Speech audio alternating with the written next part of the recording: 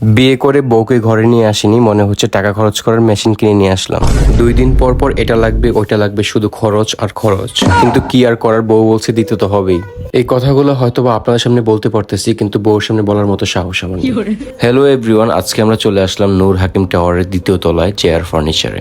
JR ফার্নিচারে ধামাকা Eid offer চলতেছে, আর এটা রেশমি কোনোভাবেই মিস করতে চাচ্ছে না। আর মিস করতে চাইবেই বা কিভাবে? এত সুন্দর সুন্দর কালেকশন দেখলে কারই বা মাথা ঠিক থাকে। জেআর ফার্নিচারের প্রত্যেকটা কালেকশনে কিন্তু খুবই প্রিমিয়াম, খুবই লাক্সারি, যা আপনারা দেখতেই পাচ্ছেন। যে ভাইয়া এবং আপুরা নতুন নতুন বিবাহ করছেন এবং তাদের ফার্নিচার প্রয়োজন, আমি আপনাদেরকে সাজেস্ট করবো আপনারা চোখ বন্ধ করে জেআর ফার্নিচারে চলে আসুন। কারণ জেআর ফার্নিচারে আপনারা যে ইউনিক ডিজাইনগুলো আপনারা পাবেন, সেগুলো অন্য কোথাও আপনারা পাবেন না। এটা আমি মুখে বলতেছি না, আপনারা ভিডিওতে দেখতেই পাচ্ছেন। আমরা যারা মধ্যবিত্ত আছি, আমরা চাইলেই কিন্তু 2 দিন পর পর বেড সেট, ফার্নিচার এগুলো চেঞ্জ করা পসিবল না।